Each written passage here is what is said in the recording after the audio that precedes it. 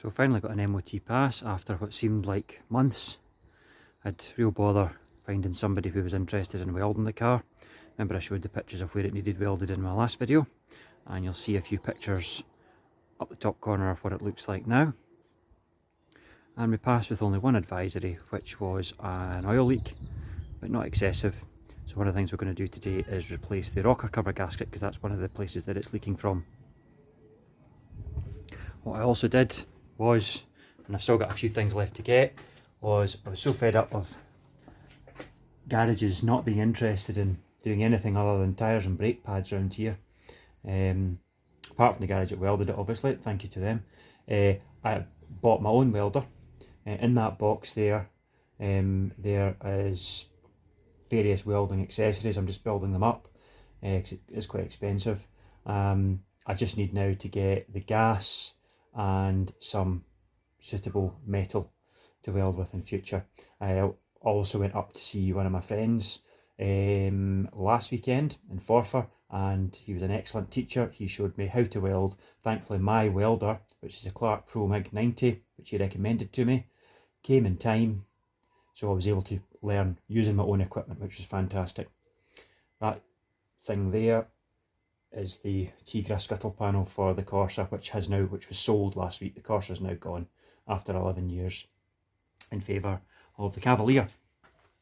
So let's take a look at the engine while we're here. Just shimmy along. There's a lot less room in the garage than there was when the Corsa was there. So this is the C18NZ. It's the big block. The easiest way of telling the big block from the small block is the position of the oil filter.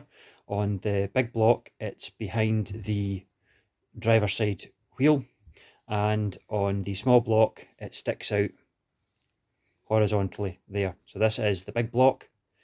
So it's the same as what the so-called red tops were, same bottom end, well, similar bottom end, same basic shell.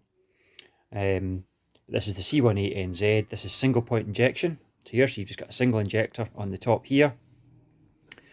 So there's no fuel rail, it's just basically two rubber fuel pipes that go down under the bulkhead to the fuel tank. It's as simple as that. In order to cure the emissions issue which it was having, it wasn't smoking or anything despite having 226,000 on it. It wasn't smoking or anything, so I knew it had to be something simple for the emissions. So we changed the spark plugs, leads were fine. We changed the distributor, rotor arm inside, and it also, you can just see the shine off it there, and needed a new O2 sensor, and we were good to go. So this is the rocker cover here, so it's just held on with these 8 bolts. It's also weeping a bit from this breather hose, so I think, well, it won't be weeping from the hose, it's probably coming out. There's a filter in here as well, which I believe is not long changed, so we'll leave that for now. There's a couple of earth straps. I'll need to remember, no, is there just one earth strap? There's just one earth point, but I'll need to remember to make sure that is very important to go back on, because the car will probably not run if I don't put that on. And here's the gasket. It's cork, old school, and I'll need to make sure it goes on the right way. I don't think it's, I'm not sure if it's got a particular direction or not, but it's got lots of wee notches on it, so we'll just have to make sure that all of those lined up. Right, first thing we'll do is we'll get the 2 hoses off and unlatch these HT leads from the rocker cover.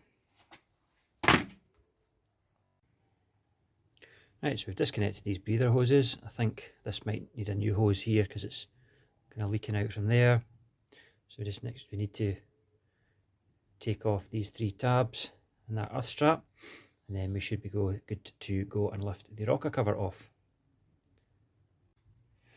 Here is the underside of the rocker cover. Looks very clean. I'm pleased with that. That's 226,000 miles it's on that. And I do remember reading something from the previous owner on the forum that I kind of acquired the car through, that this little filter in the top had been replaced, and as you can see, it looks nice and clean, but if you do need to replace it, it's just on with what looks like 2 10mm nuts. Bit of silicone I can see round the edge there. We'll make sure we clean all that up. As for the cams themselves, I think they look great. Let's put the light on so we can see a bit more. That's not bad at all. There's some slight scoring on them, but they still look decent. And remember, this is not actually the cylinder head, this is the cam box. This comes off as a separate piece, then underneath your actual cylinder head. But it's looking decent.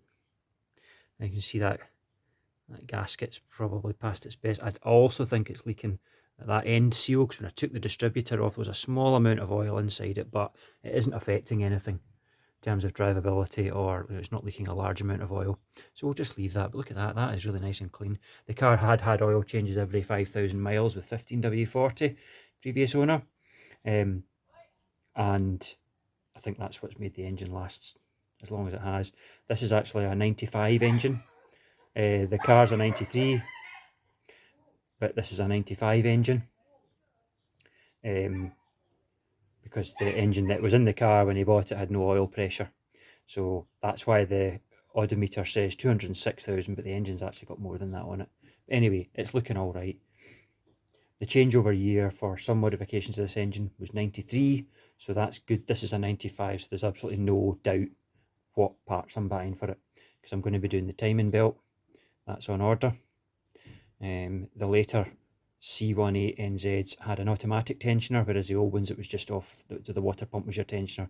You had the bottom sprocket, your water pump, and your camshaft sprocket. Whereas the later ones have an automatic tensioner as well. Changeover year was 93. This is a 93 car, but it's a 95 engine, so I'm confident I've bought the right kit. We'll soon see when we take the cover off. So let's get going with this gasket then.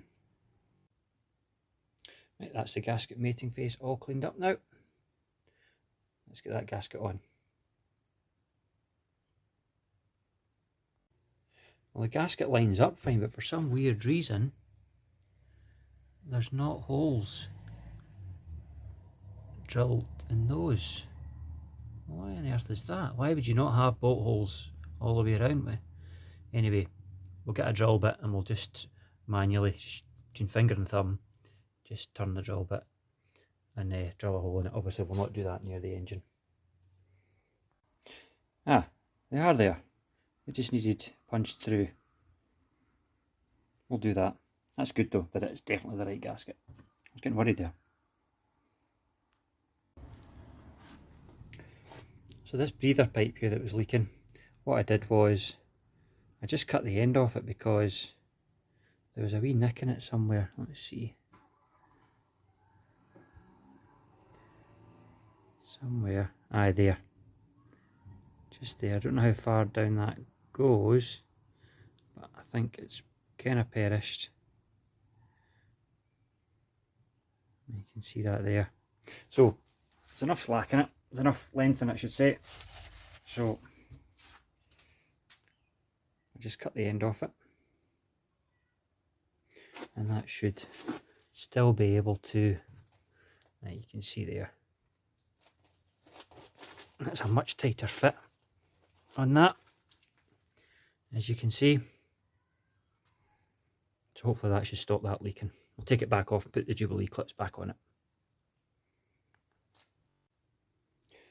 Right, so there we have it. So you can see there, nice new cork gasket fitted.